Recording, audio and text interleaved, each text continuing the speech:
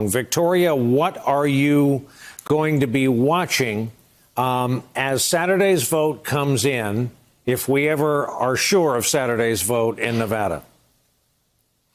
You know, Brian, there are so many unknowns when I look at Nevada. To begin with, the polling is infamously off, given the nature of the population in Nevada that tends to be transient and the off hours that people hold. We also see the fact that caucuses, by their very nature, aren't as predictable as primaries, as your traditional electoral contests. And lastly, for me, Brian, and perhaps the biggest issue, is the fact that we don't have the centering force of a union endorsement. So in 2008, we had a very strong union endorsement from the Culinary Union that has the largest membership in Las Vegas and in Nevada in general, endorsing President Obama. In 2012, they did not endorse, and we saw a lot of frenzy over, is it Sanders, is it Clinton that has that support? And to this day, we really don't know, for example, who Latinos, who make up the majority of the union, went for. Today, we again see a lack of an endorsement from the Culinary Union. So this makes the unknown of who is going to surface to the top even more. We see in the polls that Sanders is doing well. So, you know, if I'm a betting woman, I'm going to say that Sanders has the advantage.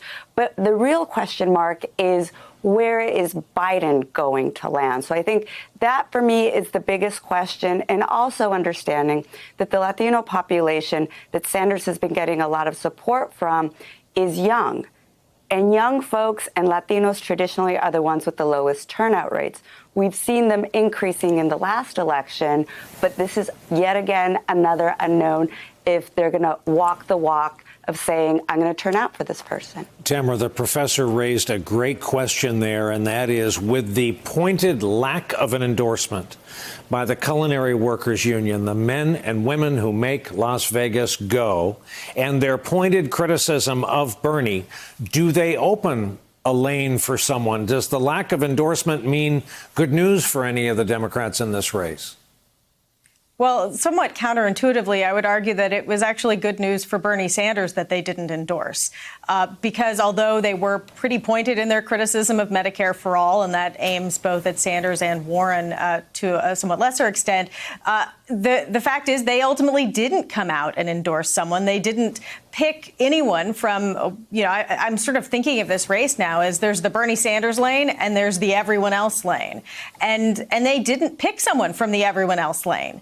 And so, you know, there is not certainty from the Culinary Union about who they would want their members to support.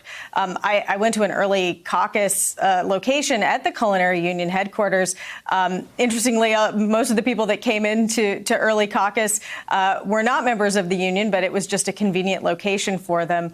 But clearly, the union is you know, facilitating not polling places, but caucus sites in various casinos on the Strip, making sure that their membership is able to caucus, even though it's pretty inconvenient and comes in the middle of the workday for a lot of people on a Saturday. But also this question about turnout is and whether polls can be accurate in this state is thrown off even more, because what is a likely caucus goer? Already in the first 2 days of early caucusing, 26,000 people have turned out. Yeah, so we read. Victoria, are we correct if we bill this as, in effect, the debut of minority voting in the 2020 cycle? It is. If you look at Nevada, where we have 30% of the Latino population, they make up 20% of the electorate. This is much more of a mirror of who America is. The African-American population is still relatively low compared to the average nationally. But you see the preferences of Latinos coming out. And let me just say that Latinos are not a monolith. There's diversity within the Latino community, ideologically speaking, in terms of partisanship.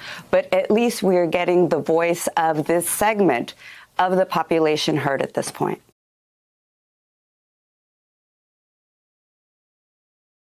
Hey there, I'm Chris Hayes from MSNBC. Thanks for watching MSNBC on YouTube. If you want to keep up to date with the videos we're putting out, you can click subscribe just below me, or click over on this list to see lots of other great videos.